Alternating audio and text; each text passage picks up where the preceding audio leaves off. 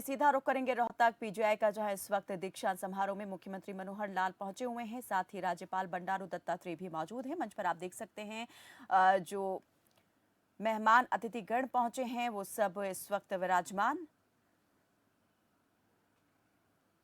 Second convocation ceremony PGI Rohtak.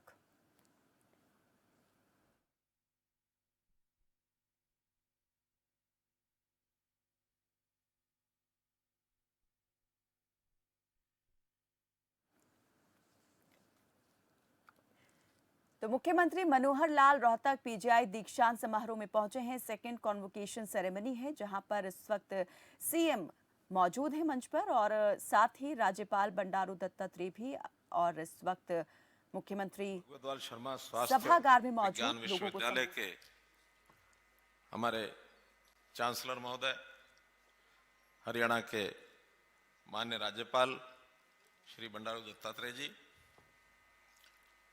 विश्वविद्यालय की कुलपति डॉक्टर मैडम सक्सेना जी, हमारी एसीएस हेल्थ और मेडिकल साइंसेज मैडम जी अनुपमा जी, उपस्थित सभी मंचासीन श्रेष्ठ जन, यहाँ उपस्थित अन्य विश्वविद्यालयों के भी कुलपति महोदय, आज के इस समारोह में ऐसे हमारे जो डॉक्टर बंधु हैं, अपनी शिक्षा प्राप्त करके दीक्षांत की ओर एक प्रकार से आज ये जो कदम आगे बढ़ करके और समाज में सेवार्थ आगे आप लोग जाने वाले हैं, ऐसे सभी हमारे डॉक्टर बंधुगण, उपस्थित अन्य सभी फैकल्टी समेत सज्जनवृंद, पत्रकार छायाकार मित्रों, आज के समारोह में बहुत ही एक गर्व की अनुभूति हो रही है कि वास्तव में जीवन के अंदर एक पवित्र काम को करने वाले ऐसे श्रेष्ठ बंधु जो अपने प्रोफेशन के नाते या हायर एजुकेशन के नाते जो भी डॉक्टर चिकित्सा इसमें अपनी ग्रेजुएशन करने के बाद आगे बढ़ेंगे, आज मैं उन सबको और साथ में आए हुए उनके अभिभावक, माता पितागण, उनको सबको बहुत बहुत बधाई और बहुत बहुत शुभकामना देता हूं। महामहिम राज्यपाल जी के उपस्थिति से इस कार्यक्रम की शोभा और अधिक बढ़ गई है। हमारे राज्यपाल महोदय स्वयं एक शिक्षाविद हैं, एक मंजे हुए राजनीतिज्ञ हैं, केंद्र में मंत्री के रूप में भी इन्होंने अपनी सेवाएं दी हैं। उड़ीसा के आप अपना आंध्र प्रदेश के आप रहने वाले हैं, बहुत पुराने समय से समाज के साथ जुड़े, सेवा कार्यों के साथ भी इनका पूरा संबंध है। आज उनको हमारे बीच में पा करके हम बहुत ही भाग्यशाली हैं और मैं उनका आभार प्रकट करता हूं कि उन्होंने विश्वविद्यालय में आकर के और इस दीक्षांत समारोह में भाग लेकर और जो विद्यार्थी हैं उनको डिग्रीज और मेडल्स ये सब दिए हैं। डिग्रीज हैं, मेडल्स हैं, पदक पुरस्कार पाने वाले यहाँ सभी होनहार विद्यार्थी, खास करके उनमें टॉपर्स हैं, उन्होंने भी मेहनत करके और यहाँ तक अपनी यात्रा पूरी की है। मैं समझता हूं कि इससे जिन लोगों को आज मेडल नहीं भी मिले होंगे, जो टॉपर नहीं भी रहे होंगे, उनको भी प्रेरणा मिलती है। जीवन में शिक्षा ग्रहण करना, प्रशिक्षण लेना, यह जीवन का एक अभिन्न अंग है, लगातार चलता है, चाहे वो किसी भी रूप में चलता रहे। तो हमको हमेशा अपने मन में एक उत्साह से बना के रखना चाहिए कि हम हमेशा ही ऐसे कामों में आगे बढ़ते रहें। मित्रों, ये समारोह, वैसे तो दीक्षांत समारोह में बहुत से विश्वविद्यालयों में मेरा जाना होता है, लेकिन आज मालूम नहीं, ऐसा लगता है जैसे बहुत बड़ा विशेष ये कार्यक्रम है। इसकी विशेषता इसमें से लगती है कि जो बंधु यहां से शिक्षा प्राप्त करके आगे बढ़ेंगे, वो केवल कोई प्रोफेशन प्राप्त करने के लिए नहीं, बल्कि उनके अंदर एक मन की भावना सेवा की होती है और वो किसी ना किसी के जीवन को बचाने के लिए हमेशा उत्सुक रहते हैं, तत्पर रहते हैं कि किसी को तकलीफ हो जाए उसको कैसे उसकी तकलीफ को दूर करना, इवन यानी जीवन संकट में है उसको भी जीवन को बचाना, ये बहुत बड़ा काम है।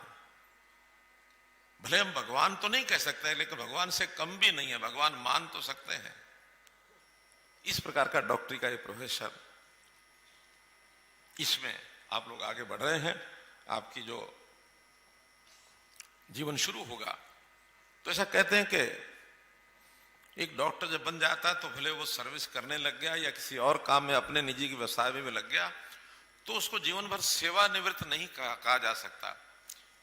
जैसे एक आर्मी में कोई अधिकारी होता है, उस अधिकारी का जो डेजिग्नेशन होता है वो अपनी नौकरी पूरी करने के बाद वही डेजिग्नेशन का लगातार चलता है, उसको कभी ex colonel, ex general, ex captain ये नहीं कहते हैं, वो लगातार अपने जीवन का उस ओहदे को लेकर के अंतिम सांस तक चलता है। ऐसे ही डॉक्टर होता है। डॉक्टरी भी के भी अपनी सेवानिवृत्ति के बाद भी वो एक्स डॉक्टर नहीं होता। डॉक्टर का एक ऐसा उसका काम है कि बड़ी आयु के बाद भी लोगों की श्रद्धा रहती है, बहुत सी कंसल्टेशन उनसे करते रहते हैं कि डॉक्टर साहब मैं इस डॉक्टर के पास गया था और उन्होंने ये मुझे बताया है, जरा आप भी इसके ऊपर अपनी सलाह दीजिए, मशवरा दीजिए, कंसल्टेशन मुझे दीजिए। तो डॉक्टर के प्रति और खास करके एक अच्छे डॉक्टर के प्रति लगातार ये जो श्रद्धा का भाव रहता है, ये बहुत ही हमको बाकी समाज से ये अलग हमको करता है। समारोह में मैंने एक संकल्प लिया है, एक ओथ ली है, बहुत अच्छी ओथ है। मैं पढ़ रहा था कि वास्तव में ही एक मन के पवित्र भाव को जागृत करने के लिए वो ओथ है। एक प्रश्न मेरे मन में है, मैं पहली बार इस मंच पर उसको शेयर कर रहा हूं। ग्रीक साइंटिस्ट, ग्रीक में जो भी डॉक्टर्स हैं उनको हिप्पोक्रेट्स कहा गया है, लेकिन ये हिप्पोक्रेसी शब्द जो है ये बड़ा अटपटा शब्द है। कहीं ना कहीं जिसको पता नहीं होता कि ये हिप्पोक्रेट ओथ क्यों ली गई है, जो तो जानकार है उनको तो पता है, जो जानकार नहीं होते उनके मन में एक प्रश्न खड़ा हो जाता है। विशेष तौर पर हिप्पोक्रेसी का तो मतलब कुछ और होता है। हिप्पोक्रेसी मतलब अंदर कुछ और बाहर कुछ और, तो उसके जीवन का तालमेल होता नहीं है। तो मैं तो हमारे जो मेडिकल एजुकेशन के जितने भी यहाँ एक्सपर्ट हैं, विशेषज्ञ हैं, हमारे यूनिवर्सिटी के फैकल्टी के लोग हैं, हमारी वाइस चांसलर है, हमारे डिपार्टमेंट से मैडम जी और उमा बैठी हैं, जरूर एक बार विचार करिए। और अच्छा कोई नाम हो सकता है इस ओथ का? मैं किसी के मन को ऊहापोह में डालना नहीं चाहता, लेकिन मेरा एक मन का विचार है, मैंने खुले में रखा, विचार करिए। बहुत अच्छी प्रैक्टिस, उसकी खोज, उसका ज्ञान मेडिकल साइंस में करने वाले बहुत लोग हुए हैं, हम जरूर इस पर विचार करें। ये विश्वविद्यालय बहुत पुराना विश्वविद्यालय, यानी मेडिकल साइंस का हरियाणा का तो पहला विश्वविद्यालय 1960 में शुरू हुआ। 68 इयर्स इस विश्वविद्यालय के माध्यम से हम लोगों की सेवा करने वाले लोगों को तैयार कर रहे हैं। मैं एक बात जरूर इस मंच पर साझा करना चाहता हूं कि मेरी अपनी पढ़ाई रोहतक में ही हुई है और ये पास में ही नेकीराम शर्मा गवर्नमेंट कॉलेज, जिसके वाइस चांसलर हमारे डॉक्टर राजवीर जी बैठे हैं, इसी विश्वविद्यालय का मैं छात्र रहा हूं। प्री मेडिकल किया, मन में इच्छा हुई कि डॉक्टर बनेंगे, लेकिन किन्हीं कारणों से शरीर का डॉक्टर तो नहीं बन पाया, लेकिन समय के घुमाव में इधर से उधर घूमते हुए समाज का डॉक्टर जरूर बना हूं मैं आज।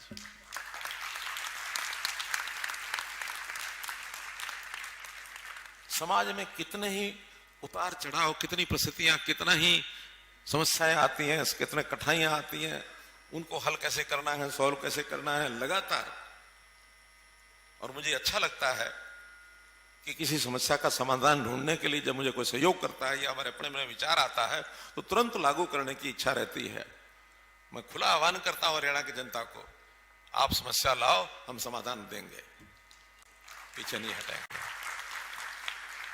इसलिए आज मुझे वो अपने व्यक्तिगत जीवन के क्षण जो हैं वो याद आ रहे हैं।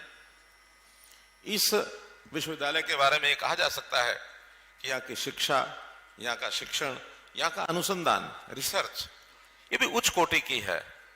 बहुत आगे हम बढ़ रहे हैं।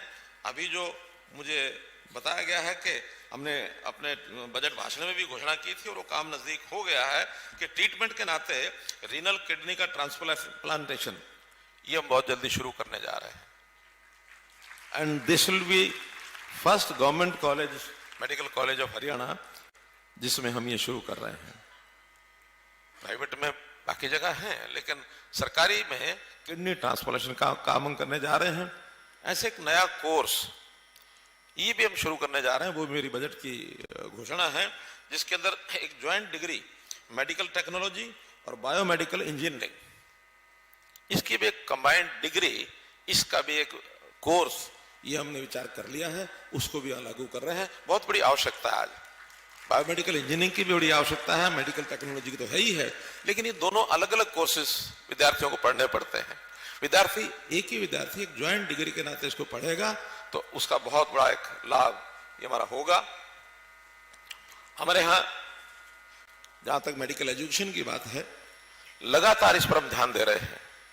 हमने घोषणा की थी 2014 में कि हर जिले में एक मेडिकल कॉलेज होगा, और वो जहां तक उसको पूरा करने के लिए रोड मैप है वो हमने बना लिया है।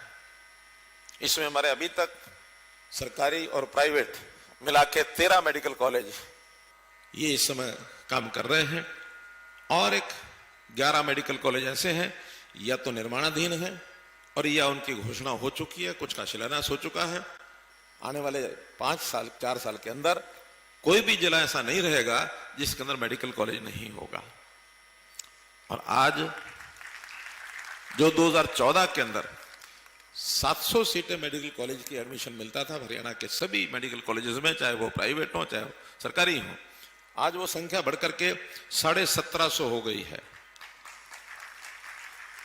और आने वाले 5 साल के बाद जब ये सारे मेडिकल कॉलेज तैयार होकर के एडमिशन शुरू कर देंगे, ये संख्या 3000 पहुंच जाएगी। 3000 छात्र डॉक्टर बनने के लिए यहां तैयार होंगे।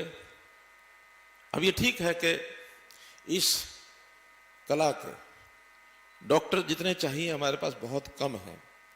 WHO का एक पैरामीटर है कि 1000 आबादी पर एक डॉक्टर होना चाहिए। हमारी आबादी अगर हम 2 करोड़ 80 लाख मान लें तो 28,000 डॉक्टर आज हमें चाहिए, जबकि आज जब सारे सरकारी डॉक्टर 6 से 7,000 है, प्राइवेट लगा लें तो इतने ही प्राइवेट होंगे। 12-13 हजार से 14 हजार से ज्यादा डॉक्टर नहीं है। 28,000 के हिसाब से अभी संख्या 50% है। तो हम चाहते हैं कि जितने डॉक्टर अब तैयार हों वो सारे समाज सेवा के लिए आगे आए, सरकारी नौकरी प्राथमिकता पर करें। अगर सरकारी नौकरी करते समय कुछ अनुभव ज्यादा हो जाए, प्राइवेट में जाना चाहे जाए, लेकिन पहले दिन से ही जिनकी इच्छा हो जाती है कि हम सरकारी नौकरी सेवा भाव से करने की इच्छा के बजाय कहीं अच्छी सैलरी लेकर के प्राइवेट में जाए और सेवा के बजाय मेवा की इच्छा हो जाती है, उसको थोड़ा काबू करना है। हमने इसके लिए एक पॉलिसी बनाई है, क्योंकि निश्चित रूप से यहां कुछ लोग ये इच्छा कर रहे होंगे, कोई इस विषय पर जरूर बोले। हमने कहा कि आप जो भी सरकारी कॉलेज में मेडिकल एजुकेशन प्राप्त करता है वो अपने आप को एक थोड़ा सा बांध के रखे कि मुझे सरकारी सेवा में कुछ समय लगाना है। ऐसा नहीं कि आज पास किया, पोस्ट ग्रेजुएशन की, कहीं विदेश में गए, अच्छा सा कहीं हॉस्पिटल में, प्राइवेट हॉस्पिटल में बड़ी अच्छी सी नौकरी मिल गई, स्टेट का लाभ नहीं हो रहा, स्टेट की जनता का लाभ नहीं हो रहा। अगर हमको 28,000 डॉक्टर्स की सेवा जनता के लिए, खास करके गरीब जनता की पैदा करनी है, तो कुछ डॉक्टर्स को अपने आप को बांधना पड़ेगा कि नहीं, हम सेवा हरियाणा के अंदर करेंगे, हरियाणा के अंदर नहीं भी करेंगे। मानो आर्मी में जाएंगे, मानो सरकारी सेवा सेंट्रल गवर्नमेंट की है, ESI की है, कुछ भी है, लेकिन सेवा के लिए करें, मेवा के लिए ना करें। और जो मिलता है सरकारी सेवा में उसी को मेवा मान लें, उसी से काम चला लें। ये जो प्रलोभन शुरू हो जाते हैं इसको रोकना चाहिए, क्योंकि बहुत बड़ा खर्च होता है इस सारे सिस्टम में। हमारा जो बजट है, आज बजट के बारे में इतना ही बताऊंगा मैं कि हमारा जो हेल्थ का बजट है वो लगभग 7,300 करोड़ है, और जो मेडिकल एजुकेशन का है वो 3,600 करोड़ है। सब मिला लें तो 11,000 करोड़ रुपया मेडिकल सेवा के लिए जाता है। और जब ये मेडिकल कॉलेज सब और 10, 12, 13 जो और बन रहे हैं वो सब बन जाएंगे तो ये बजट 16-17 हजार करोड़ चला जाएगा। अब ये 16-17 हजार करोड़ कहीं से लाएंगे तभी तो देंगे। तो इसलिए इसमें थोड़ा सा हमको ये सिस्टम ही बदलना है कि हम सरकारी सेवा में अपना मन बनाकर रखें, उसमें जाएं। हाँ, अगर जो मेवा कमाने के लिए जाएगा उसका थोड़ा योगदान जब वो कमाने लगेगा, आज नहीं, जब वो कमाने लगेगा उसका एक शेयर आज की शिक्षा के बदले वो देगा। उसके माता पिता पर कोई खर्च नहीं डालने वाले हम। और किन्हीं कारणों से वो पैसा वो नहीं चुकता कर पाएगा, वो गारंटी भी सरकार ने ली है कि सरकार उसको पे करेगी, उससे नहीं ले पाएंगे। प्रश्न कुछ लोग करते हैं कि मान लो नौकरी नहीं लगी, हरियाणा सरकार ने भी नौकरी में नहीं लिया, बाहर भी नहीं लगी, उस समय उससे कुछ नहीं लिया जाएगा। जो हरियाणा सरकार की नौकरी से ऊपर अपनी सर्विस में कहीं जाएगा, केवल उसी से उतना शेयर लेने की बात कही है, जिसके लिए पॉलिसी बनाई है। तो मैं अपने उन सब नए विद्यार्थियों से जो आने वाले उनसे बात करूंगा कि इसमें कहीं किसी के ऊपर बोझ नहीं डाला है, केवल एक मन बनाया है कि आप सरकारी नौकरी करें। ये विषय मैं जरूर आपके सामने रखना था, इसलिए मैंने इसको आपके सामने रखा है। मित्रों, जैसा मैंने बताया कि सब जिलों में हमारे मेडिकल कॉलेज होने जा रहे हैं। डॉक्टर की संख्या का विषय मैंने आपको बता दिया। अब इसमें इतना ही है कि हम आम आदमी की सेवा के लिए ग्रामीण क्षेत्र में भी अपनी सेवा देने के लिए तैयार रहें। कुछ समय वहां जरूर जाके लगाना चाहिए, क्योंकि हर परिवार को, गरीब से गरीब परिवार को भी मेडिकल सेवा देना, हेल्थ की उसकी सेवा करना, ये हमारा दायित्व है। प्रधानमंत्री जी ने आयुष्मान भारत योजना शुरू की है कि हर परिवार का 5 लाख रुपए तक का जो उसका खर्च है उसके बीमा हमने किया है गरीब परिवारों का। और हमारे हरियाणा में 28 लाख परिवार ऐसे हैं कि जिनका 5 लाख रुपए तक का खर्च ये केंद्र सरकार, हरियाणा सरकार दोनों मिलकर के करेंगे। बहुत बड़ा बजट इसमें लगने वाला है। और इसके अंदर कुछ विधियां ऐसी भी हमको ढूंढनी चाहिए कि जिसके अंदर खर्चीली जो चिकित्सा पद्धति है उसकी बजाय परंपरागत तौर पर जो हमारी चिकित्सा पद्धति है उसका भी समन्वय बैठा करके, ताकि आम आदमी का खर्च ज्यादा ना बढ़े। आवश्यकता सबकी है, गरीब की भी है, अमीर की भी है, लेकिन गरीब आदमी इसमें पिसता है, सरकार सहयोग करती है, लेकिन वहीं कॉस्टिंग इसकी कैसे कम आए, ये विषय भी हमारी मेडिकल फ्रेटर्निटी को ये जरूर विचार करना चाहिए। तो इस नाते से मैं आप सबको पुनः बधाई देते हुए एक बात ये जरूर कहूंगा कि चिकित्सक जो है, डॉक्टर जो है, वो इलाज तो बढ़िया करता है, एक विषय और होता है उसके व्यवहार का।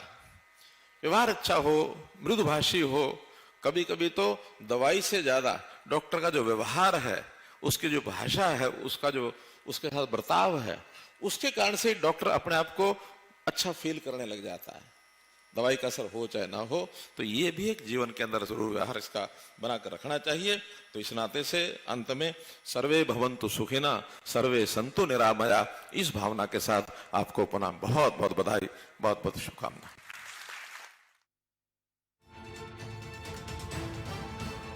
तो मुख्यमंत्री मनोहर लाल इस वक्त पंडित भगवत दयाल शर्मा स्वास्थ्य विज्ञान विश्वविद्यालय के दीक्षांत समारोह में मौजूद और मंच पर सभागार में मौजूद उन्होंने लोगों को संबोधित किया। अपने संबोधन में एक डॉक्टर के लिए जिंदगी में क्या चीजें महत्वपूर्ण हैं, उन तमाम चीजों को उन्होंने रेखांकित किया। साथ ही कहा कि सरकार जो है मेडिकल स्टूडेंट्स के लिए जो पॉलिसी लेकर आई है वो उनके फायदे के लिए है और सरकारी नौकरी में एक प्रकार से वो बंधे रहें, इसके लिए सरकार लाई है। और किसी प्रकार का आर्थिक बोझ जो है मेडिकल स्टूडेंट्स के परिवार पर सरकार नहीं डालने वाली है।